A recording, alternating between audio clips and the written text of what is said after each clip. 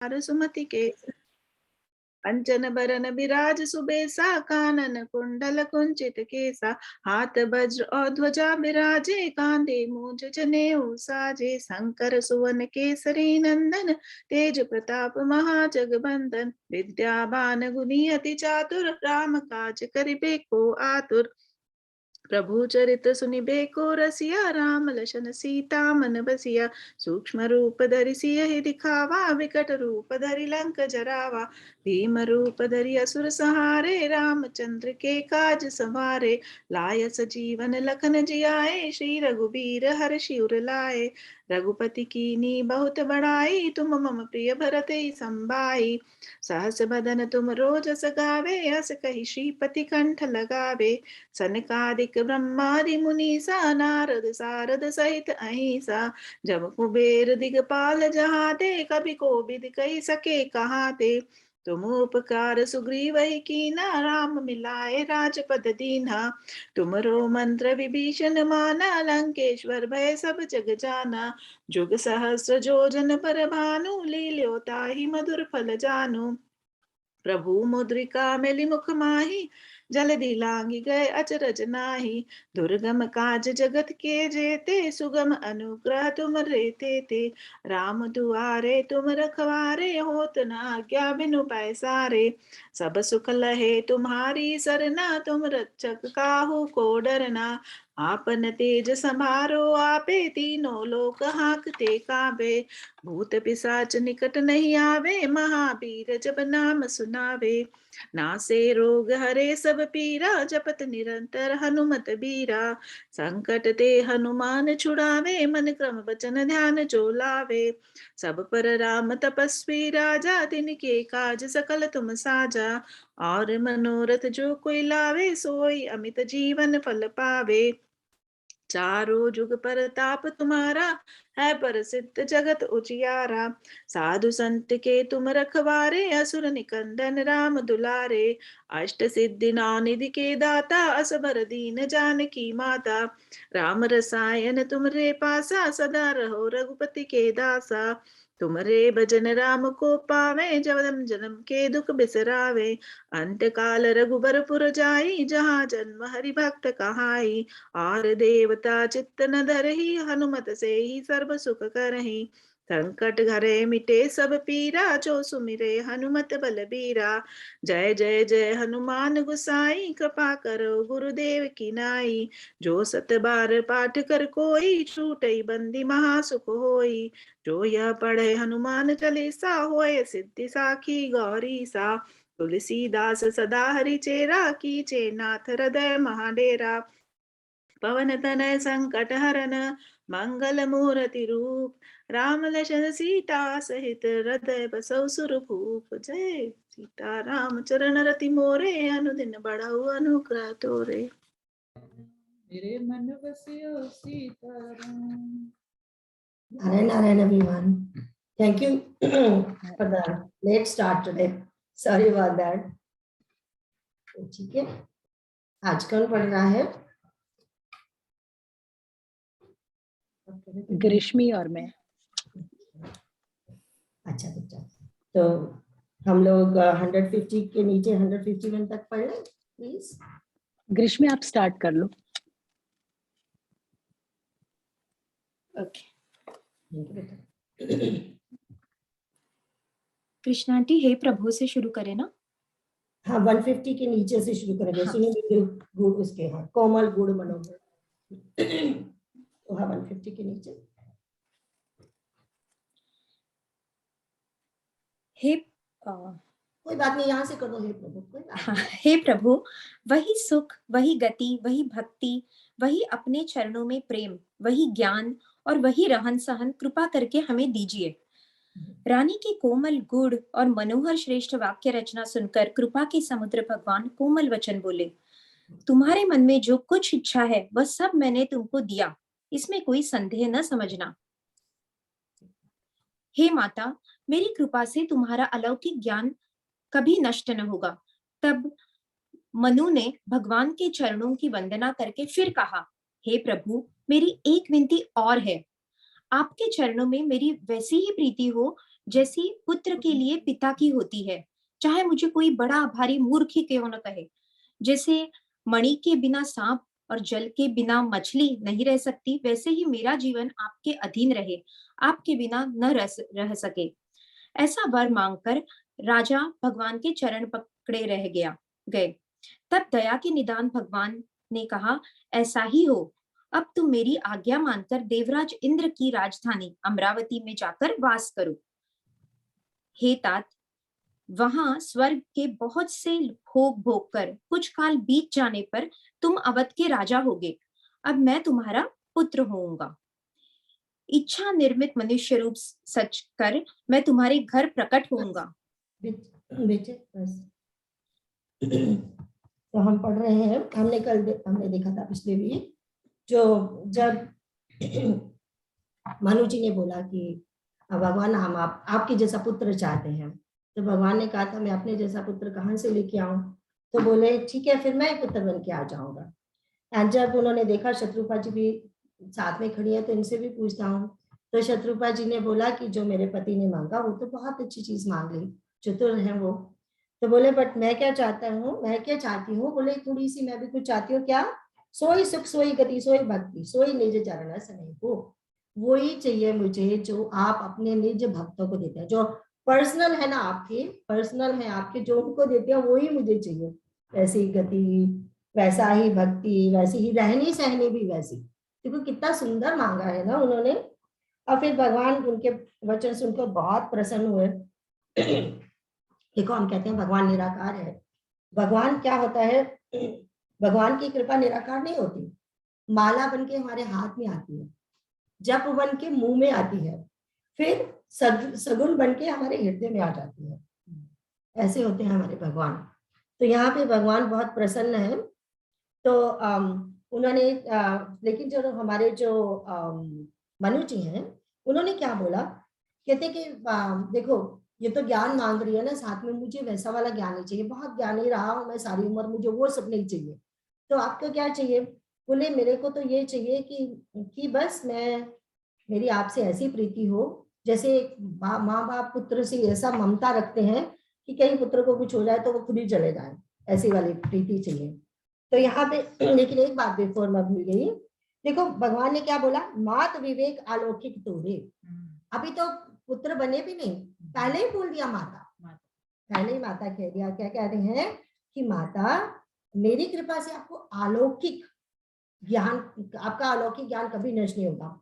जब हम देखेंगे ना, जब हम पढ़ेंगे भय प्रकट कृपाला दीन दयाला, उसमें हम सब देखेंगे वो सब कैसे माता का अलौकिक ज्ञान एकदम जागृत हो गया भगवान को देख के, और कैसे उनके लिए स्तुति करती है।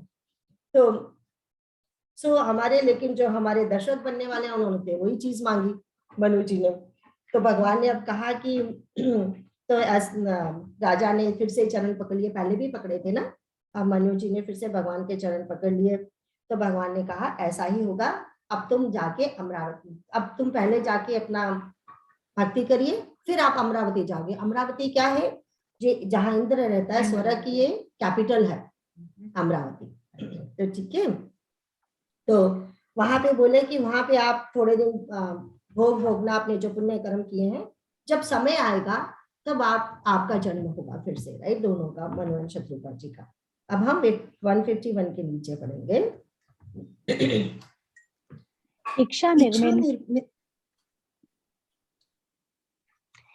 इच्छा निर्मित मनुष्य रूप सजकर मैं तुम्हारे घर प्रकट होऊंगा। हे तात, मैं अपने अंशों सहित देह धारण करके भक्तों को सुख देने वाले चरित्र करूंगा। जिन चरित्रों को बड़े भाग्यशाली मनुष्य आदर सहित सुनकर ममता और मद त्याग कर भवसागर से तर जाएंगे। आदि शक्ति यह मेरी स्वरूप भूता माया भी, जिसने जगत को उत्पन्न किया है, अवतार लेगी। इस प्रकार मैं तुम्हारी अभिलाषा पूरी करूंगा। मेरा प्रण सत्य है, सत्य है, सत्य है। कृपा निधान भगवान बार बार ऐसा कहकर अंतर्ध्यान हो गए। वे स्त्री पुरुष राजा रानी भक्तों पर कृपा करने वाले भगवान को हृदय में धारण करके कुछ काल तक उस आश्रम में रहे। फिर उन्होंने समय पाकर सहज ही बिना किसी कष्ट के शरीर छोड़कर अमरावती इंद्र की पुरी में जाकर वास किया। याज्ञवल्क्य जी कहते हैं, हे भारद्वाज, इस अत्यंत पवित्र इतिहास को शिव जी ने पार्वती से कहा था। अब श्री राम के अवतार लेने का दूसरा कारण सुनो। हाँ जी, क्योंकि अवतार, भगवान अवतार क्यों लेते हैं, वो सब कथाएं चल रही है ना। तो यहाँ पे अब हमने दशरथ तो देख लिए कौन बनेंगे, कौशल्या कौन बनेगी। अब जो नेक्स्ट कथा आने वाली है वो बताएंगे रावण और कुंभकर्ण कौन बनेंगे, वो कथा आने वाली है। तो पहले हम यहाँ पे देखते हैं भगवान क्या बोलते हैं, इच्छा में नरवेश सवारे। तो कहते हैं मैं नरवेश रूप धारण करूंगा, जैसे हम कहते हैं ना हम कपड़े चेंज करेंगे, तो भगवान कहते हैं मैं इच्छा निर्मित मनुष्य सजकर मैं तुम्हारे घर प्रकट होऊंगा। सी वो भय प्रकट कृपाला। एक बात हमेशा याद रखना, हम भगवान श्री राम जी के बारे में तो सोचते हैं भय प्रकट कृपाला, माता सीता जी भी प्रकट हुई है, उनका भी अलौकिक जन्म है, सुनैना माँ के गर्भ से उनका जन्म नहीं हुआ है, राइट। तो उनका जन्म कैसे हुआ, वो भी धरती माता से प्रकट हुई है, दोनों ही प्रकट हुए हैं। क्योंकि अभी अभी भगवान ने कहा था ना कि ये मेरी आदि शक्ति है, मेरे साथ आएगी इस बार लीला में, क्योंकि आपने पुत्र मांगा है तो फिर आपको बहू भी तो चाहिए होगी ना लेटर ऑन। तो जिसको भी पुत्र चाहिए तो साथ में बहू की पहले ही अभिलाषा, पुत्र भी पैदा होता है तो बहू की अभिलाषा पहले शुरू हो जाती है, बोले इसीलिए इस बार इसको साथ लेके आऊंगा। तो अब कहते हैं कि अब आप जस्ट आराम अपना जाइए, आराम कीजिए थोड़े दिन, तो ध्यान लगाइए, फिर कहते हैं फिर आप वहां पहुंचाओगे। तो राजा रानी ने क्या किया, तो अपना भगवान को हृदय में धारण करके दोनों पति पत्नी अपना उन्होंने थोड़े दिन ध्यान किया, फिर कहते फिर दोनों ने ही बड़े आराम से शरीर का त्याग कर दिया। ऐसे बोला जाता है ना कि जैसे जन्म लेने में तकलीफ होती है, शरीर त्यागने में भी होती है। तो बोले कि बट इन्होंने बड़े आराम से, हमने काकभूषण की स्टोरी में भी देखा था ना, उन्होंने कहा था मेरे बहुत जन्म हुए हैं, तो क्योंकि वो भगवान शिव का श्राप था ना, बट बोले ना तो मुझे जन्मने में तकलीफ हुई, ना मरने में तकलीफ हुई, देह त्यागने में तकलीफ हुई, और ना मेरी याददाश्त गई इतने सारे जन्मों के बाद भी। तो यहाँ भी यही है। तो कहते अब यहाँ पे याज्ञवल्क्य जी बोल रहे हैं कि ये वाला जो इतिहास मैंने तुम्हें सुनाया, भारद्वाज जी को बोल रहे हैं, बोले यही कथा भगवान शिव ने माँ पार्वती जी को सुना रहे थे। सो इसके बाद हम देखेंगे याज्ञवल्क्य जी ज्यादा सामने नहीं आएंगे। अब जो कथा मेनली जो सुनाई जाएगी वो between Shiv Parvati and Kakbhushan ji and Garud ji, ठीक है। अब हम इसके 152 के नीचे पढ़ते हैं 153 तक।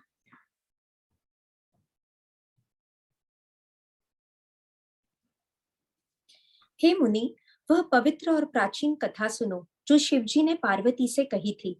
संसार में प्रसिद्ध एक कैकेय देश है, वहां सत्यकेतु नाम का राजा राज्य करता था। वह धर्म की धुरी को धारण करने वाला, नीति की खान, तेजस्वी, प्रतापी, सुशील और बलवान था। उसके 2 वीर पुत्र हुए जो सब गुणों के भंडार और बड़े ही रणधीर थे। राज्य का उत्तराधिकारी जो बड़ा लड़का था उसका नाम प्रताप भानु था। दूसरे पुत्र का नाम अरिमर्दन था, जिसकी भुजाओं में अपार बल था और जो युद्ध में पर्वत के समान अटल रहता था। भाई भाई में बड़ा मेल और सब प्रकार के दोषों और छलों से रहित सच्ची प्रीति थी। राजा ने जेठे पुत्र को राज्य दे दिया और आप भगवान के भजन के लिए वन को चल दिया। जब प्रतापभानु राजा हुआ, देश में उसकी दुहाई फिर गई। वह वेद में बताई हुई विधि के अनुसार उत्तम रीति से प्रजा का पालन करने लगा। उसके राज्य में पाप का कहीं लेश भी नहीं रह गया। तो अब जो दूसरी स्टोरी आती है वो ये है कि कहते एक बार एक राजा था, उसका नाम था सत्यकेतु। तो सत्यकेतु का मतलब जो सत्य की ध्वजा जिसके हाथ में हमेशा रहती है। एंड उसके पुत्र कौन हुए, Pratap Bhanu and Arimardan. So what is a Pratap Bhanu? That means Pratap Bhanu represent ज्ञान। प्रताप भानु मीन हमेशा सूर्य देव को भानु कहते हैं ना, तो ज्ञान का प्रकाश था वो, तो उसका नाम ही प्रताप भानु था। यानी ये जो अरिमर्दन है, तो ये अरिमर्दन कौन था? सो अरिमर्दन रिप्रेजेंट सत्य कर्म। तो उन्होंने बोला ना कि वो युद्ध में दुश्मनों को झट से मार देता था, हरा देता था, तो वो है सत्कर्म हमारे, ठीक है। तो वो दोनों भाई कौन है? ज्ञान एंड सत्कर्म। अब इनकी हम कथा आगे देखते हैं। तो देखा कि अब राजा ने, जो सत्यकेतु राजा है, उसने सोचा कि अब मेरा टाइम आ गया है वानप्रस्थ का, तो अब अपने बड़े बेटे को राजा देके मैं यहाँ से चला जाऊंगा। तो हम देखते हैं कि राजा ने, देखो राजा ने जब अपने पुत्र को राज्य दिया, जेठे सुती राज नृप दीना, हरिहित आप गमन बन कीना, अपने पुत्र को राज्य देके खुद बन को चला गया। बट अब देखिए, मैंने जब आपको, हम पिछले बार कथा कर रहे थे तो हमने देखा था ना कि जब मनु अपने पुत्र को राज्य दे रहे थे तो वहां लिखा कि जबरदस्ती राज्य दिया, ऐसा नहीं था कि वो वेट कर रहा था कि कब मुझे राज्य मिले। लेकिन यहाँ देखिए, यही तो एक छोटी सी, देखो चौपाई में, चौपाई का चौथा हिस्सा है, लेकिन बहुत बड़ा यहाँ पे गूढ़ रहस्य छुपा है। जब हमें कोई चीज देता है, सपोज हमें भी ऐसा पद देता है कोई, तो क्या हम चुपचाप ग्लैडली फटाफट ले लेते हैं? अगर लेते हैं तो हमारे मन में वो इच्छा है, तो दैट मीन्स अभी हमारे मन में संसारिक कितने भी अच्छे हम क्यों ना हो, सत्य कर्म करें, ज्ञानी क्यों ना हो, बट संसार की अभी इच्छा है, भोगों की इच्छा है अभी।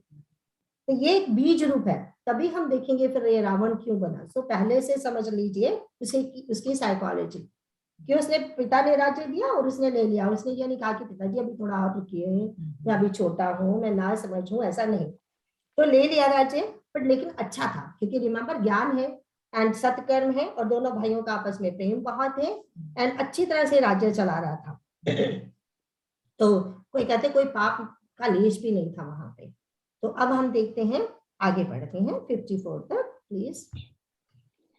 राजा का हित करने वाला और शुक्राचार्य के समान बुद्धिमान धर्मरुचि नामक उसका मंत्री था। इस प्रकार बुद्धिमान मंत्री और बलवान तथा वीर भाई के साथ ही स्वयं राजा भी बड़ा प्रतापी और रणधीर था। साथ में अपार चतुरंगिनी सेना थी, जिसमें असंख्य योद्धा थे, जो सब के सब रण में जूझ मरने वाले थे। अपनी सेना को देखकर राजा बहुत प्रसन्न हुआ और घमाघम नगाड़े बजने लगे। दिग्विजय के लिए सेना सजाकर वह राजा शुभ दिन मुहूर्त साध कर और डंका बजाकर चला।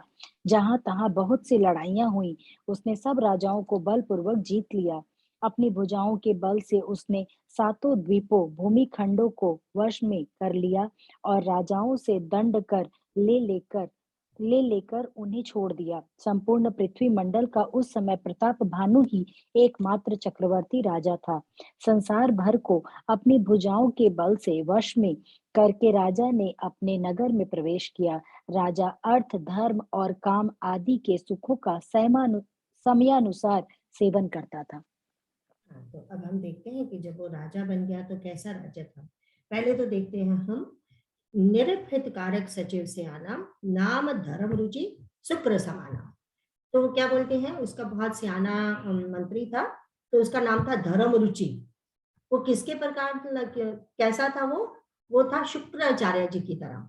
देखो, जो असुरों के गुरु हैं वो है शुक्राचार्य जी, जो देवताओं के गुरु हैं वो है बृहस्पति जी।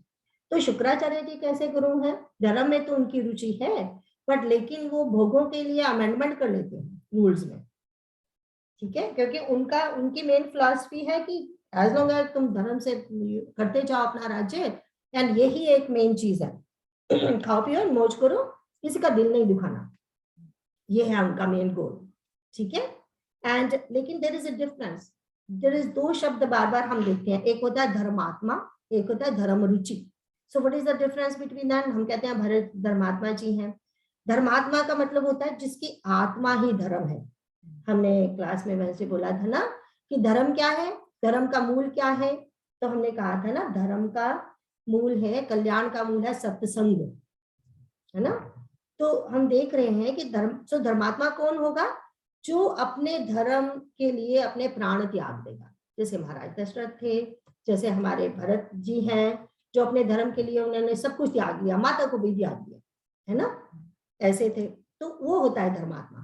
धर्म रुचि जैसे हमारे जैसे होते हैं, धर्म में इच्छा तो बहुत है, वी आर ऑल साधक ओनली, बट लेकिन कहीं कहीं हम अमेंडमेंट कर लेते हैं, कुछ कोई आ गया गेस्ट घर पे तो हम कहते हैं कोई बात नहीं, आज की क्लास रहने देंगे, होता है, मैं भी करती हूँ, ट्राई करती हूँ लास्ट, वही ना कि अभी भी धर्म रुचि या धर्मात्मा नहीं हुए, तो अभी लंबा रास्ता है।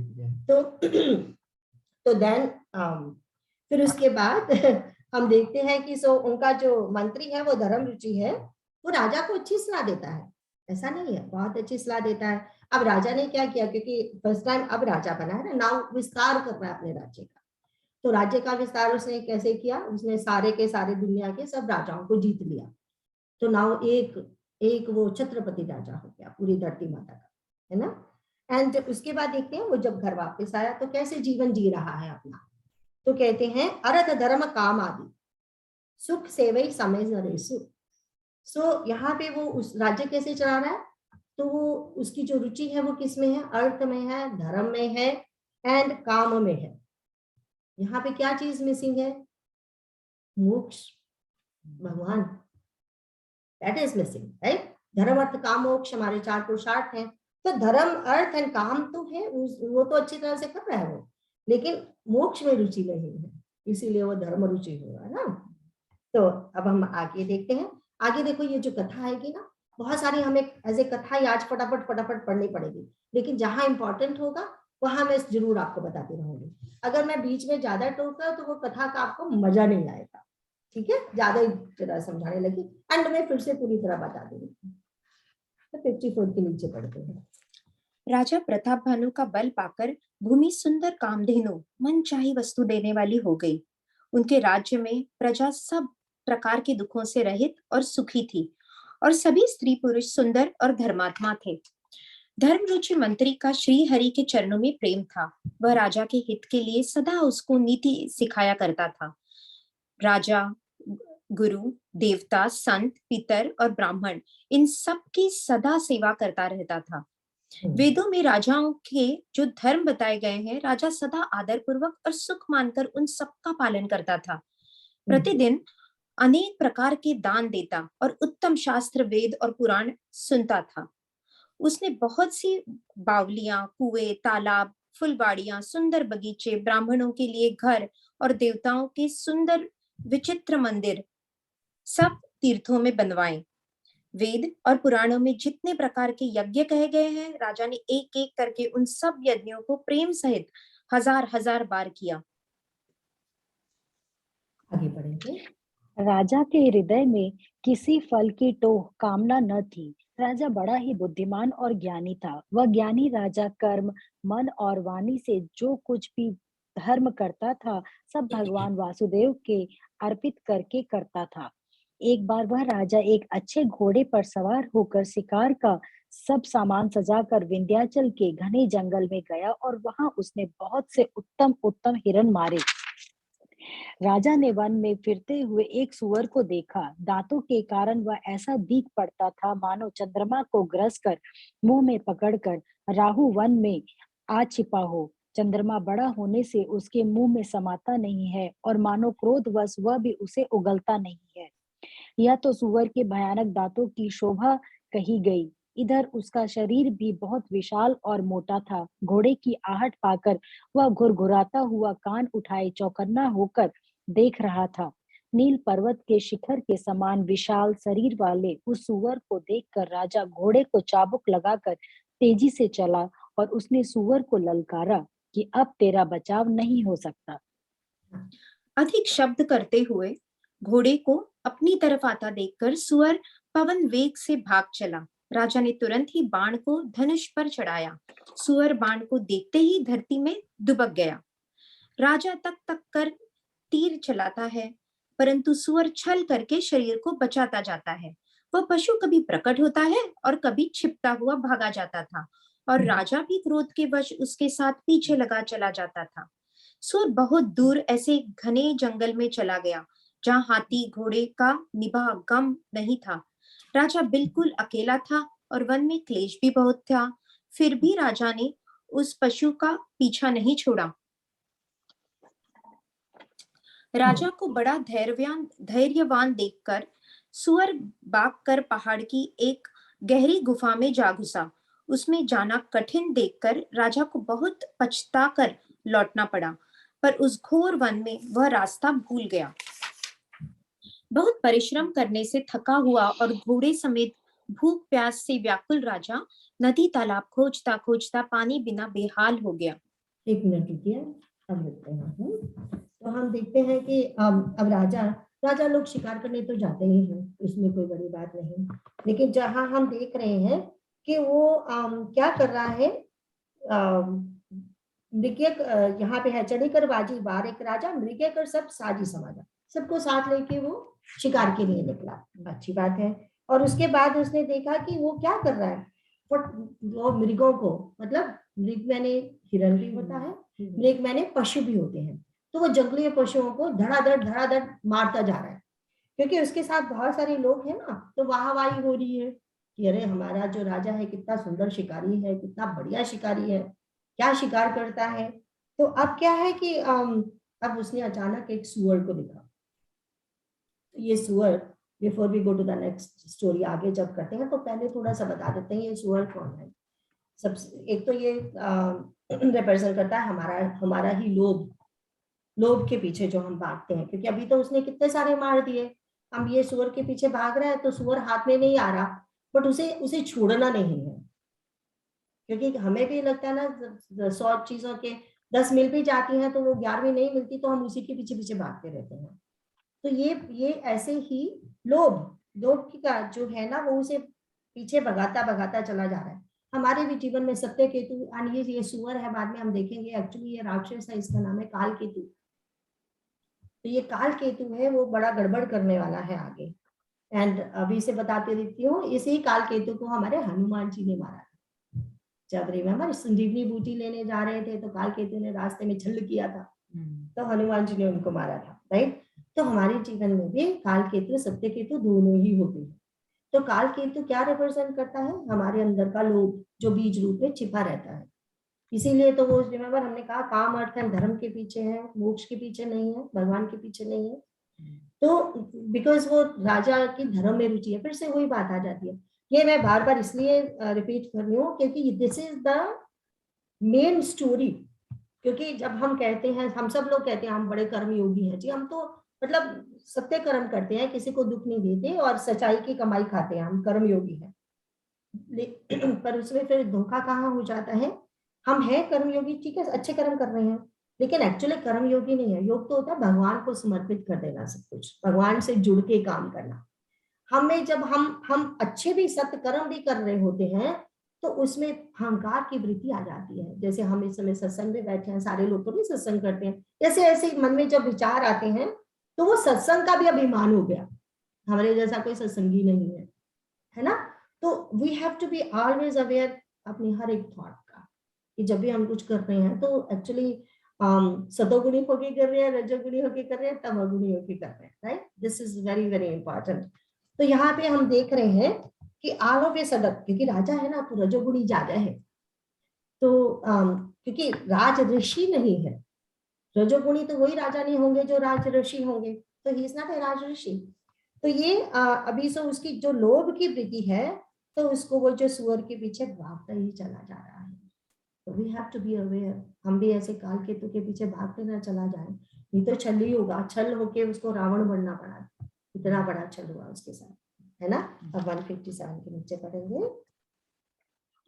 वन में फिरते फिरते उसने एक आश्रम देखा। वहां कपट से मुनि का वेश बनाए एक राजा रहता था, जिसका देश राजा प्रताप भानु ने छीन लिया था और जो सेना को छोड़कर युद्ध से भाग गया था। प्रताप भानु का समय अच्छे दिन जानकर और अपना कुसमय बुरे दिन अनुमान कर उसके मन में बड़ी ग्लानि हुई। इससे वह न तो घर गया और न अभिमानी होने के कारण राजा प्रताप भानु से ही मिला। दरिद्र की भांति मन ही में क्रोध को मारकर वह राजा तपस्वी के वेश में वन में रहता था। राजा प्रताप भानु उसी के पास गया। उसने तुरंत पहचान लिया कि यह प्रताप भानु है। राजा प्यासा होने के कारण व्याकुलता में उसे पहचान न सका। सुंदर वेश देखकर राजा ने उसे महामुनि समझा और घोड़े से उतरकर उसे प्रणाम किया, परंतु बड़ा चतुर होने के कारण राजा ने उसे अपना नाम नहीं बतलाया। राजा को प्यासा देखकर उसने सरोवर दिखला दिया। हर्षित होकर राजा ने घोड़े सहित उसमें स्नान और जलपान किया। सारी थकावट मिट गई, राजा सुखी हो गया। तब तपस्वी उसे अपने आश्रम में ले गया और सूर्यास्त का समय जानकर उसने राजा को बैठने के लिए आसन दिया। फिर वह तपस्वी कोमल वाणी से बोला, तुम कौन हो? सुंदर युवक होकर जीवन की परवाह न करके वन में अकेले क्यों फिर रहे हो? तुम्हारे चक्रवर्ती राजा के से लक्षण देखकर मुझे बड़ी दया आती है। राजा ने कहा, हे मुनीश्वर, सुनिए, प्रताप भानु नाम का एक राजा है, मैं उसका मंत्री हूँ। शिकार के लिए फिरते हुए राह भूल गया हूँ। बड़े भाग्य से यहाँ आकर मैंने आपके चरणों के दर्शन पाए हैं। हमें आपका दर्शन दुर्लभ था। इससे जान पड़ता है कुछ भला होने वाला है। मुनि ने कहा, हे तात, अंधेरा हो गया, तुम्हारा नगर यहाँ से 70 योजन पर है। हे सुजान, सुनो, घोर अंधेरी रात है, घना जंगल है, रास्ता नहीं है। ऐसा समझकर तुम आज यहीं ठहर जाओ, सवेरा होते ही चले जाना। 1 मिनट रुकिए, फिर आगे बढ़ते हैं। तो हम देखते हैं कि प्रताप भानु जहाँ पे लिखा है राजा प्यास से व्याकुल था। तो जब क्या होता है ना, जब हमारे आंखों में, रिमेम्बर 62 63 का पतन की सीढ़ी, क्रोध आ गया, कामना थी ना, काम से क्रोध है, वो सब पतन की सीढ़ी पूरी देखो यहाँ पे। तो कामना हुई मन में सुअर को पकड़ने की, पकड़ा नहीं गया, तो फिर उसके पीछे भागता जा रहा है, भागता जा रहा है। अब बाकी वाले साथी पीछे रह गए और वो भी चले गए मजे से वापस। अब राजा जहाँ जाता है जा, ये देखो ये भी होता है। तो अब वो जा रहा है और नहीं कुछ मिला, अब भूखा प्यासा है। लेकिन ये जो भूख प्यास भी क्या होती है, जब हम हमारे ही अंदर जब वो क्रोध अनाल सब चीजें आ जाती हैं, कामनाएं हमें तंग करती है, तो सचमुच हम वैसे ही भूखे प्यासे हो जाते हैं। अभी चाहिए ही चाहिए, है ना। कल ही हमने सब वैसे ही किए ना ये सारे श्लोक, तो चाहिए ही चाहिए। तो वो जब चाहिए ही चाहिए हो जाता है ना, तभी वो पतन होता है। अदरवाइज उसको छोड़ दो, छोड़ के तो देखो दूसरे दिन शायद वो चीज चाहिए ही नहीं, आज जो चाहिए ही चाहिए। तो इस तरह से ये जो राजा फंसा है, इसको क्या मिला? कपट मुनि मिला। अब हम इसमें भी थोड़ा सा विचार करते हैं, कपट मुनि ही क्यों मिला? कोई और भी तो मिल सकता था ना, जंगल में तो और भी ट्राइब्स रहती हैं जंगल में, बट लेकिन ये राजा है, अहंकारी है, और कोई छोटा मोटा मिलता भी ना तो शायद उसे कुछ पूछता ही नहीं, है ना। अपने आप में अहंकार में, ईगो में रहता है। अब इसीलिए इसे कपट मुनि ही मिला। तो वो कपट मुनि कौन है? इसी का हराया हुआ एक राजा है, जो फिर वापस हार के अपने राज्य में वापस नहीं गया था और जंगल चला गया था। वो छुपा बैठा है, तपस्वी बनके नाम जप कर रहा है, तपस्वी का वेश धारण किया हुआ है। तो अब उस राजा ने तो इसको पहचान लिया, बट इसने नहीं पहचाना। तो ये तो सचमुच में, क्योंकि धर्म में तो रुचि है ना, तो तपस्वी का वेश देख के ही उसको, उसके मन में वो श्रद्धा आ गई, राइट। तो उसने उनको प्रणाम किया और पूछ रहा है आप कौन हो। और वो देखो, वो भी पूछता है तुम कौन हो, राजा जिसे चिन्हा, तो वो अभी बताना नहीं चाहता, अपने आप को ये शो कर रहा है कि अहंकारी नहीं होना है। एक तपस्वी के सामने ये बताना कि मैं राजा हूँ, जो हमने पढ़ा हुआ है। उसने देखो, उसने कहा ना कितने सारे वेद शास्त्र उसने पढ़े हैं, यज्ञ करता है, तो इतनी तो उसको है कि बात कैसे करनी है किसी संत के साथ। तो वो फिर उसने क्या किया, उसने बोला कि मैं प्रताप भानु राजा है, मैं उसका मंत्री हूँ, है ना, ऐसा बताया अपना। तो अब हम आगे बढ़ते हैं 159 के नीचे। तुलसीदास जी कहते हैं, जैसी भवितव्यता होनहार होती है, वैसी ही सहायता मिल जाती है। या तो वह आप ही उसके पास आती है या उसको वहां ले जाती है। हे नाथ, बहुत अच्छा। ऐसा कहकर और उसकी आज्ञा सिर चढ़ाकर घोड़े को वृक्ष से बांधकर राजा बैठ गया। राजा ने उसकी बहुत प्रकार से प्रशंसा की और उसके चरणों की वंदना करके अपने भाग्य की सराहना की। फिर सुंदर कोमल वाणी से कहा, हे प्रभु, आपको पिता जानकर मैं ठिठाई करता हूँ। हे मुनीश्वर, मुझे अपना पुत्र और सेवक जानकर अपना नाम धाम विस्तार से बतलाइए। राजा ने उसको नहीं पहचाना, पर वह राजा को पहचान गया था। राजा तो शुद्ध हृदय था और वह कपट करने में चतुर था। एक तो वैरी, फिर जाति का क्षत्रिय, फिर राजा। वह छल बल से अपना काम बनाना चाहता था। वह शत्रु अपने राज्य सुख को समझ करके स्मरण करके दुखी था। उसकी छाती कुम्हार के आवे की आग की तरह भीतर ही भीतर सुलग रही थी। राजा के सरल वचन कान से सुनकर अपने वैर को याद करके वह हृदय में हर्षित हुआ। वह कपट में डुबोकर बड़ी युक्ति के साथ कोमल वाणी बोला, अब हमारा नाम भिखारी है, क्योंकि हम निर्धन और अनिकेत घर द्वारहीन हैं। राजा ने कहा, जो आपके सदृश विज्ञान के निधान और सर्वथा अभिमान रहित होते हैं, वे अपने स्वरूप को सदा छिपाए रहते हैं, क्योंकि कुवेश बनाकर रहने में ही सब तरह का कल्याण है। प्रकट संत वेश में मान होने की संभावना है और मान से पतन की। इसी से तो संत और वेद पुकार कर कहते हैं कि परम अकिंचन, सर्वथा अहंकार, ममता और मान रहित ही भगवान को प्रिय होते हैं। आप सरीखे निर्धन, भिखारी और गृहहीनों को देखकर ब्रह्मा और शिव जी को भी संदेह हो जाता है कि वे वास्तविक संत है या भिखारी। आप जो हो सो हो, अर्थात जो कोई भी हो, मैं आपके चरणों में नमस्कार करता हूँ।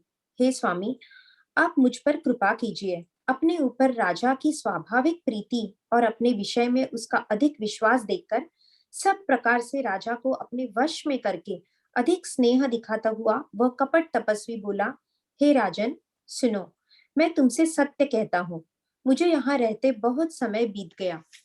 अब तक न तो कोई मुझसे मिला और न मैं अपने को किसी पर प्रकट करता हूँ, क्योंकि लोक में प्रतिष्ठा अग्नि के समान है जो तप रूपी वन को भस्म कर डालती है। तुलसीदास जी कहते हैं, सुंदर वेश देखकर मूड नहीं, मूड तो मूड ही है। चतुर मनुष्य भी धोखा खा जाते हैं। सुंदर मोर को देखो, उसका वचन तो अमृत के समान है और आहार सांप का है। एक मिनट रुकिए, थोड़ा सा देखते हैं फिर चलते हैं। तो हम देख रहे हैं कि अब जो मुनि को उसने प्रणाम करके कितने नम्रता से बोल रहा है एंड पूछ रहा है आप कौन हो, ऐसे कैसे रहते हो। तो उसने क्या बोला, मैं तो एक भिखारी हूँ, है ना। तो राजा बड़े फिर भी पूछता है कि आप तो इतने बड़े संत हो, वही कह सकते हैं एक अपने को एक भिखारी की तरह दर्शा सकते हैं। फिर वो जैसे जैसे मीठे वचन बोलता गया वैसे वैसे राजा उसमें फंसता गया। लेकिन एक बहुत सुंदर कहा है, अब राजा ऐसा नहीं है कि वो मूर्ख है, हम ऐसा नहीं कह सकते कि मूर्ख ही कपटी लोगों के चक्कर में आते हैं। तो कई बार वो यहाँ कितना सुंदर लिखा है ना कि सुंदर वेश देखकर मूड नहीं, चतुर मनुष्य भी धोखा खा जाता है। पर लेकिन जो सबसे बड़ी बात हमने ये समझनी है, जो आगे आगे समझेंगे हम, कि यस, चतुर मनुष्य को भी धोखा डिपेंड करता है। तेरे से मनुष्य लिखा है चतुर, जो अपने आप को बड़े समझदार समझते हैं। जो भोले हैं वो तो धोखा खाएंगे खाएंगे, मूर्ख भी धोखा खाएंगे, भोले भी धोखा खाएंगे, ठीक है ना। चतुर समझते हैं कि हमें कोई धोखा नहीं दे सकता, और चतुर भी धोखा खा जाते हैं। ऐसा नहीं है कि वो नहीं खाते। दिस इज व्हाट वो समझाने की कोशिश कर रहे हैं।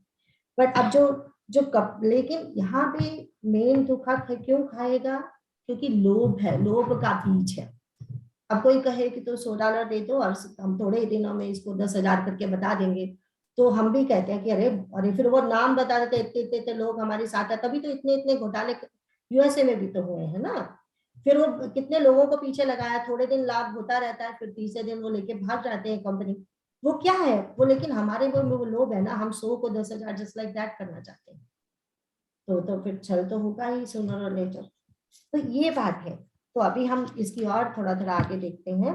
और देखना आप, ये जो कहानी आएगी ना, ये जो मांगेगा करेगा, असली चरित्र का कब पता चलता है। ऐसे तो हम सारे कहते हैं कि हम सारे भगवान को अर्पित करके सब कर्म करते हैं, हम सब कर्मयोगी हैं। लेकिन टेस्ट जब होता है तब पता चलता है। इसका भी टेस्ट आने पर पता चलेगा। माता ककेई भी श्री राम जी से बहुत प्रेम करती थी, लेकिन क्या हुआ उनके साथ, उनको कैसा गुरु मिला, मंत्रा गुरु मिले ना, उसी ने करवाया ना सब कुछ। इसी तरह क्योंकि उनके मन में भी कुछ तो लोभ था, राज्य का लोभ था, अपने स्टेटस का लोभ था। वो बार बार ये कहती है ना, तुम्हारी तो वो सौतन तुम्हारे साथ ये करने वाली है, ये करने वाली है, इसीलिए वो चक्कर में आ गई। इसी तरह ये राजा भी ऐसे ही चक्कर में आएगा। ये दो कहानियां हमारे लिए यही समझने वाली बात है। जब हमारे पे मुसीबत आती है, राजा तो मुसीबत आती है ना उसके पास, कि भूखा प्यासा है, सब है, तो किसकी तरफ हम जाते हैं। विषाद तो अर्जुन को भी हुआ, तो उसका विषाद योग बन गया, क्योंकि वो भगवान की तरफ बढ़ा। लेकिन अगर हम मंत्रा की तरफ बढ़ेंगे, ऐसे कपटी गुरु के पास जाएंगे, तो फिर वो कपटी होगा ना। ये जरूरी है हमारे लिए। तब अब हम कहानी आगे देखते हैं कि कैसे फिर राजा के साथ कपट हुआ। कपट तपस्वी ने कहा, इसी से मैं जगत में छिपकर रहता हूँ। श्री हरि को छोड़कर किसी से कुछ भी प्रयोजन नहीं रखता। प्रभु तो बिना जनाए ही सब जानते हैं। फिर कहो संसार को रिझाने से क्या सिद्धि मिलेगी। तुम पवित्र और सुंदर बुद्धि वाले हो, इससे मुझे बहुत ही प्यारे हो, और तुम्हारी भी मुझ पर प्रीति और विश्वास है। हे तात, अब यदि मैं तुमसे कुछ छिपाता हूँ तो मैं बहुत ही भयानक दोष लगेगा। तो मुझे बहुत ही भयानक दोष लगेगा। ज्यों ज्यों वह तपस्वी उदासीनता की बातें कहता था, त्यों ही त्यों राजा को विश्वास उत्पन्न होता जाता था। जब उस बगुले की तरह ध्यान लगाने वाले कपटी मुनि ने राजा को कर्म, मन और वचन से अपने वश में जाना, तब वह बोला, हे भाई, हमारा नाम एक तनु है। यह सुनकर राजा ने फिर सिर नवाकर कहा, मुझे अपना अत्यंत अनुरागी सेवक जानकर अपने नाम का अर्थ समझाकर कहिए। कपटी मुनि ने कहा, जब सबसे पहले सृष्टि उत्पन्न हुई थी, तभी मेरी उत्पत्ति हुई थी। तब से मैंने फिर दूसरी देह नहीं धारण की, इसी से मेरा नाम एक तनु है। हे पुत्र, मन में आश्चर्य मत करो, तप से कुछ भी दुर्लभ नहीं है। तप के बल से ब्रह्मा जगत को रचते हैं, तप ही के बल से विष्णु संसार का पालन करने वाले बने हैं, तप ही के बल से रुद्र संहार करते हैं। संसार में कोई ऐसी वस्तु नहीं है जो तप से न मिल सके। यह सुनकर राजा को बड़ा अनुराग हुआ। तब वह तपस्वी पुरानी कथाएं कहने लगा। कर्म, धर्म और अनेकों प्रकार के इतिहास कहकर वह वैराग्य और ज्ञान का निरूपण करने लगा। सृष्टि की उत्पत्ति, पालन और संहार की अपार आश्चर्य भरी कथाएं उसने विस्तार से कही। राजा सुनकर उस तपस्वी के वश में हो गया और तब वह उसे अपना नाम बताने लगा। तपस्वी ने कहा, राजन, मैं तुमको जानता हूँ, तुमने कपट किया, वो मुझे अच्छा लगा। हे राजन, सुनो, ऐसी नीति है कि राजा लोग जहां तहां अपना नाम नहीं कहते। तुम्हारी वही चतुराई समझकर तुम पर मेरा बड़ा प्रेम हो गया है। एक और आगे बढ़ेंगे। तुम्हारा नाम प्रताप भानु है। महाराज सत्यकेतु तुम्हारे पिता थे। हे राजन, गुरु की कृपा से मैं सब जानता हूँ, पर अपनी हानि समझकर कहता नहीं। हे तात, तुम्हारा स्वाभाविक सीधापन, सरलता, प्रेम, विश्वास और नीति में निपुणता देखकर मेरे मन में तुम्हारे ऊपर बड़ी ममता उत्पन्न हो गई है। इसलिए मैं तुम्हारे पूछने पर अपनी कथा कहता हूँ। अब मैं प्रसन्न हूँ, इसमें संदेह न करना। हे राजन, जो मन को भावे वही मांग लो। सुंदर प्रिय वचन सुनकर राजा हर्षित हो गया और मुनि के पैर पकड़कर उसने बहुत प्रकार से विनती की। हे दया सागर मुनि, आपके दर्शन से ही चारों पदार्थ, अर्थ, धर्म, काम और मोक्ष मेरी मुट्ठी में आ गए। तो भी स्वामी को प्रसन्न देखकर मैं यह दुर्लभ वर मांग कर क्यों न शोक रहित हो जाऊं। मेरा शरीर वृद्धावस्था, मृत्यु और दुख से रहित हो जाए, मुझे युद्ध में कोई जीत न सके और पृथ्वी पर मेरा 100 कल्प तक एक क्षत्र अकंटक राज्य हो। हाँ, अब यहाँ रुकते हैं। अब हुई ना परीक्षा, जब हुई परीक्षा तो क्या मांगा गया, है ना?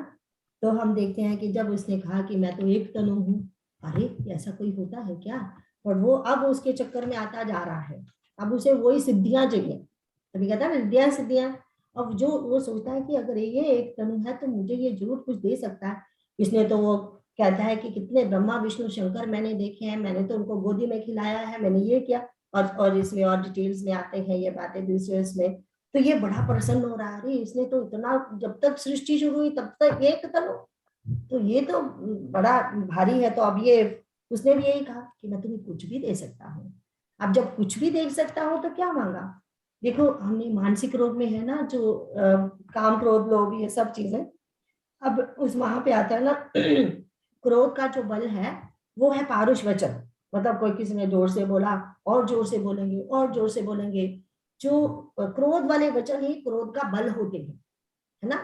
तो ये होता है, पंजाबी में एक कहावत होती है, लड़ाई हल्ले दी एंड चात हल्ले दी। दैट मीन्स लड़ाई को तो, और लड़ाई कैसे बढ़ती जाएगी, और उसको उछालते जाओ तो लड़ाई बढ़ती जाएगी। एंड चाय नीचे की कड़ी चाय स्वाद होती है, ऐसा बोला जाता है। तो ये कहावत है पंजाबी। तो यहाँ पे बोला है कि काम की कौन है, काम के पीछे किसका बल होता है? नारी का। एंड लेकिन जो लोभ है उसके पीछे दो बल है, एक तो है इच्छा, एक है दम्भ। कोई भी लोभी अपने आप को लोभी नहीं कहलाएगा, वो दम्भ करेगा दानी होने का, बड़ा अच्छा होने का, कि नहीं नहीं मुझे तो कुछ नहीं चाहिए, नहीं नहीं मुझे तो कुछ नहीं चाहिए। तो फिर लेकिन वो इच्छा है चाहने की। हमने देखा ये कर रहा था ना दम्भी, अब समझ आ गया ना सामने। ये जो हमारा सत्यकेतु है ये दम्भ कर रहा था कि मैं तो धर्म का आचरण करने वाला अच्छा राजा हूँ, मुझे कुछ नहीं चाहिए। देखो हमने इन द बिगनिंग पढ़ा ना, वो यज्ञ दान तब कर रहा है और भगवान को अर्पित करता जा रहा है सब कुछ। जस्ट कहने से क्या हो जाता है? कर रहा है, अच्छा कर रहा है, सब कुछ अच्छा कर रहा है, वो अच्छा बंदा है। लेकिन जब तक हमने कहा, जब तक हम सचमुच भगवान को अर्पित नहीं करते, वो बीज रूप में ये लोभ तो सबके मन में छुपा ही रहता है। जैसे कि हमने कहा कि माता कई कितना प्रेम करती थी भगवान से, तो लेकिन जब टाइम आया, जब उसके गुरु ने क्या क्या पढ़ाया, तो एकदम चेंज हो गई। कैसे चेंज हो गई? दैट मीन्स उनके मन में स्टेटस का लोभ था। इस प्रताप भानु के मन में क्या लोभ है? अब देखो क्या कहता है कि मेरा भी शरीर वृद्धावस्था को प्राप्त ना हो। अगर आप एक तनु हो, जवान दिख रहे हो, वैसे की वैसे हो, तो मुझे भी वैसा शरीर दे दो।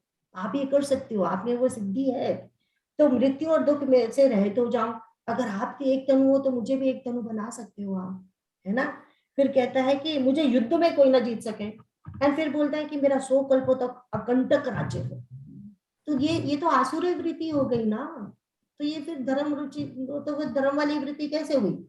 एक राक्षसी सब ये मांगते हैं जो ये मांगा, तो फिर राक्षसी अंदर से वृत्ति है, तो राक्षसी बनना पड़ेगा ना फिर बाद में। हम भी वैसे ही, इसीलिए सावधान होना है, सावधान। हमने उस दिन क्या किया था? सावधानी तप है।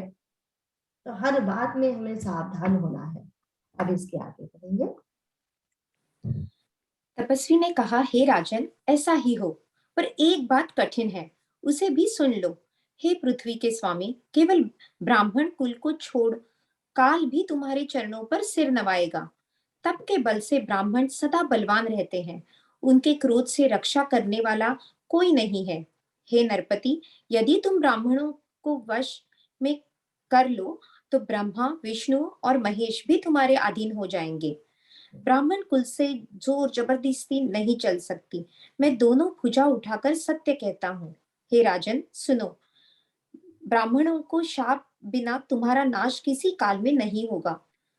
राजा राजा उसके वचन सुनकर बड़ा प्रसन्न हुआ और कहने लगा, हे स्वामी, मेरा नाश अब नहीं होगा। हे कृपा निधान प्रभु, आपकी कृपा से मेरा सब समय कल्याण होगा। एवं मस्तु, ऐसा ही हो, कहकर वह कुटिल कपटी मुनि फिर बोला, किंतु तुम मेरे मिलने तथा अपने राह भूल जाने की बात किसी से कहना नहीं। यदि कह दोगे तो हमारा दोष नहीं। आगे बढ़ेंगे। हे हे राजन, मैं तुमको इसलिए मना करता हूँ कि इस प्रसंग को कहने से तुम्हारी बड़ी हानि होगी। छठे कान में यह बात पढ़ते ही तुम्हारा नाश हो जाएगा। मेरा यह वचन सत्य जानना। हे प्रताप भानु, सुनो, इस बात के प्रकट करने से अथवा ब्राह्मणों के शाप से तुम्हारा नाश होगा, और किसी उपाय से चाहे ब्रह्मा और शंकर भी मन में क्रोध करें, तुम्हारी मृत्यु नहीं होगी। राजा ने मुनि के चरण पकड़कर कहा, हे स्वामी, सत्य ही है। ब्राह्मण और गुरु के क्रोध से कहिए, कौन रक्षा कर सकता है? यदि ब्रह्मा भी का क्रोध करे तो गुरु बचा लेते हैं, पर गुरु से विरोध करने पर जगत में कोई भी बचाने वाला नहीं है। यदि मैं आपके कथन के अनुसार नहीं चलूंगा तो भले ही मेरा नाश हो जाए, मुझे इसकी चिंता नहीं है। मेरा तन तो, हे प्रभु, केवल एक ही डर से डर रहा है कि ब्राह्मणों का शाप बड़ा भयानक होता है। वे ब्राह्मण किस प्रकार से वश में हो सकते हैं, कृपा करके वह भी बताइए। हे दीन दयालु, आपको छोड़कर और किसी को मैं अपना हेतु नहीं देखता। आगे बढ़ेंगे। हे राजन, सुनो, संसार में उपाय तो बहुत हैं, पर वे कष्ट साध्य हैं, बड़ी कठिनता से बनने में आते हैं, और इस पर भी सिद्ध हो या ना हो, उनकी सफलता निश्चित नहीं है। हाँ, एक उपाय बहुत सहज है, परंतु उसमें भी एक कठिनता है। हे राजन, वह युक्ति तो मेरे हाथ है, पर मेरा जाना तुम्हारे नगर में ही नहीं सकता। जब से पैदा हुआ हूं तब से आज तक मैं किसी के घर अथवा गांव नहीं गया, परंतु यदि नहीं जाता हूं तो तुम्हारा काम बिगड़ता है। आज यह बड़ा असमंजस आ पड़ा है। यह सुनकर राजा कोमल वाणी से बोला, हे नाथ, वेदों में ऐसी नीति कही है कि बड़े लोग छोटों पर स्नेह करते ही हैं। पर्वत अपने सिरों पर सदा तृण घास को धारण किए रहते हैं। अगाध समुद्र अपने मस्तक पर फेन को धारण करता है, और धरती अपने सिर पर सदा धूलि को धारण किए रहती है। ऐसा कहकर राजा ने मुनि के चरण पकड़ लिए और कहा, हे स्वामी, कृपा कीजिए, आप संत हैं, दीन दयालु हैं, अतः हे प्रभु, मेरे लिए इतना कष्ट अवश्य सही है। आगे बढ़ेंगे। राजा को अपने अधीन जानकर कपट में प्रवीण तपस्वी बोला, हे राजन सुनो, मैं तुमसे सत्य कहता हूँ, जगत में मुझे कुछ भी दुर्लभ नहीं है। मैं तुम्हारा काम अवश्य करूंगा, क्योंकि तुम मन, वाणी और शरीर तीनों से मेरे भक्त हो। पर योग, युक्ति, तप और मंत्र का प्रभाव तभी फलीभूत होता है जब वे छिपा कर किए जाते हैं। हे नरपति, मैं यदि रसोई बनाऊं और तुम उसे परोसो और मुझे कोई जानने ना पावे, तो उस अन्न को जो जो खाएगा सो तुम्हारा आज्ञाकारी बन जाएगा। यह नहीं, उन भोजन करने वालों के घर भी जो कोई भोजन करेगा, हे राजन सुनो, वह भी तुम्हारे अधीन हो जाएगा। हे राजन, जाकर यही उपाय करो और वर्ष भर भोजन कराने का संकल्प कर लेना। नित्य नए 1 लाख ब्राह्मणों को कुटुंब सहित निमंत्रित करना। मैं तुम्हारे संकल्प के काल अर्थात 1 वर्ष तक प्रतिदिन भोजन बना दिया करूंगा। अब देखिए क्या सलाह दे रहा है। जब हम कहते हैं, ये नहीं बोला उसने कि ब्राह्मणों की सेवा करो, सेवा धर्म से ही वो तुम्हारे बस में होंगे। पहली बात तो ये थोड़ी है कि कोई किसी को जबरदस्ती बस में किया जाता है, फिर लेकिन हाँ, सेवा और प्रेम में सब कोई बस में हो जाता है। तो उसने सेवा और प्रेम का शिक्षा नहीं दी, प्रेम की शिक्षा नहीं दी, सेवा की शिक्षा नहीं दी। उसने कहा भोजन उनको बुलाना और करना, जो खाएगा वो। ये तो जादू टोने वाली बात आ गई कि ये जादू टोना करोगे तो वो तुम्हारे बस में हो जाएंगे, है ना। असली शिक्षा तो नहीं दी ना उसने। पर ये राजा, क्योंकि लोभ हमें अंधा कर देता है, तो लोभ ऐसा अंधा कर रहा है कि वो जो जो कह रहा है वो सुनता जा रहा है। 8 दिन तक जो उसने वेदों में पढ़ा, जो स्टोरियां सुनी, अब सब गई। अब तो लोभ सामने है ना कि मुझे ये बनना है और यही बना सकता है। अब तो जो कहता जा रहा है वो मानता जा रहा है। अब आगे बढ़ेंगे, क्या कथा हमारी खत्म हो जाएगी। 5 मिनट बचे हैं, देखते हैं कितना होता है। हे राजन, इस प्रकार बहुत ही थोड़े परिश्रम से सब ब्राह्मण तुम्हारे वश में हो जाएंगे। ब्राह्मण हवन, यज्ञ और सेवा पूजा करेंगे तो उस प्रसंग संबंध से देवता भी सहज ही वश में हो जाएंगे। मैं एक और पहचान तुमको बताए देता हूँ कि मैं इस रूप में कभी ना आऊंगा। हे राजन, मैं अपनी माया से तुम्हारे पुरोहित को हर लाऊंगा, तप के बल से उसे अपने समान बनाकर 1 वर्ष तक यहाँ रखूंगा। और हे राजन सुनो, मैं उसको उसका रूप बनाकर सब प्रकार से तुम्हारा काम सिद्ध करूंगा। हे राजन, रात बहुत बीत गई, अब सो जाओ। आज से तीसरे दिन मुझसे तुम्हारी भेंट होगी। तप के बल से मैं घोड़े सहित तुमको सोते ही मैं घर पहुंचा दूंगा। मैं वही पुरोहित का वेश धरकर आऊंगा। जब एकांत में तुमको बुलाकर सब कथा सुनाऊंगा, तब तुम मुझे पहचान लेना। राजा ने आज्ञा मानकर शयन किया और वह कपटी ज्ञानी आसन पर जा बैठा। राजा थका था, उसे खूब गहरी नींद आ गई, पर वह कपटी कैसे सोता, उसे तो बहुत चिंता हो रही थी। उसी समय वहां कालकेतु राक्षस आया, जिसने सुअर बनकर राजा को भटकाया था। वह तपस्वी राजा का बड़ा मित्र था और खूब छल प्रपंच जानता था। उसके 100 पुत्र और 10 भाई थे, जो बड़े ही दुष्ट, किसी से न जीते जाने वाले और देवताओं को दुख देने वाले थे। ब्राह्मणों, संतों और देवताओं को दुखी देखकर राजा ने उन सब को पहले ही युद्ध में मार डाला था। उस दुष्ट ने पिछला वैर याद करके तपस्वी राजा से मिलकर सलाह विचारी, षड्यंत्र किया और जिस प्रकार शत्रु का नाश हो वही उपाय रचा। भावी वर्ष राजा प्रताप भानु कुछ भी न समझ सका। तेजस्वी शत्रु अकेला भी हो तो भी उसे छोटा नहीं समझना चाहिए, जिसका सिर मात्र बचा था। अब वह राहु आज तक सूर्य चंद्रमा को दुख देता है। तो मेनली इसमें यही जो लास्ट वाला है वो देखिए 170 कि जो कहते हैं तेजस्वी शत्रु को कभी छोटा नहीं समझना चाहिए। तभी कहते हैं ना, सांप के बच्चे को, स्पोले को भी कभी छोटा नहीं समझना चाहिए, उसमें भी उतना ही जहर होता है। रोग को कभी छोटा नहीं समझना चाहिए। छोटा सा रोग, आज का छोटा सा रोग अगर बेपरवाह हो जाएंगे तो कल बड़ा रोग बन जाएगा। तो इसलिए वो ये सारी नीति की बातें होती है।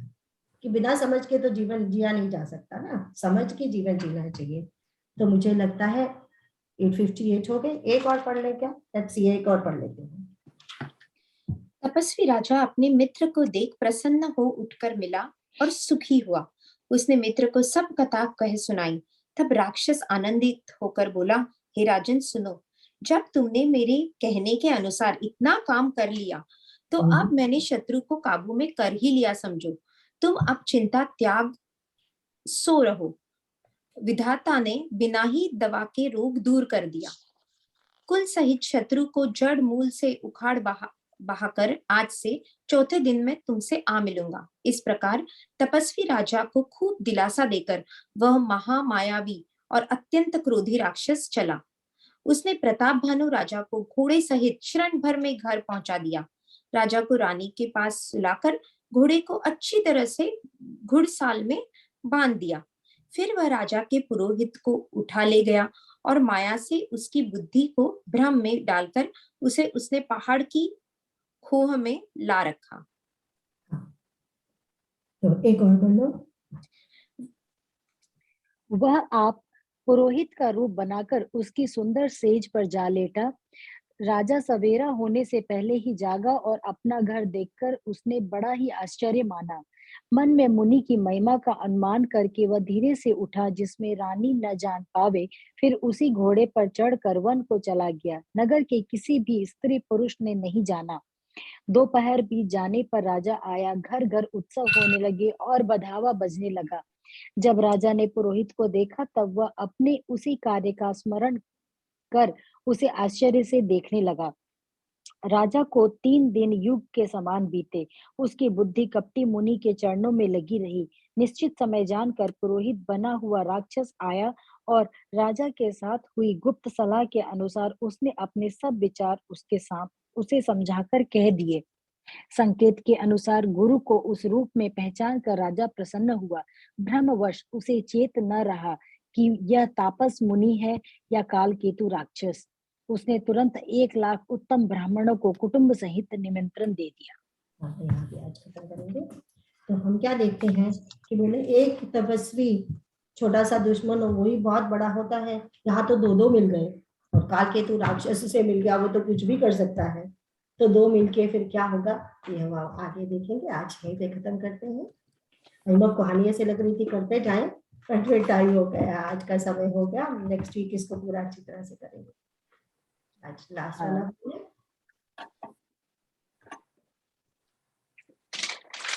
बोलो बेटा। कृष्ण बार बार बर मांगऊ हर्ष देव श्री रंग, पद सरोजन पायनी भक्ति सदा सतसंग। जय सीता राम चरण रति मोरे, अनुदिन बढ़ऊ अनुग्रह तोरे। Thank you everyone. Any questions?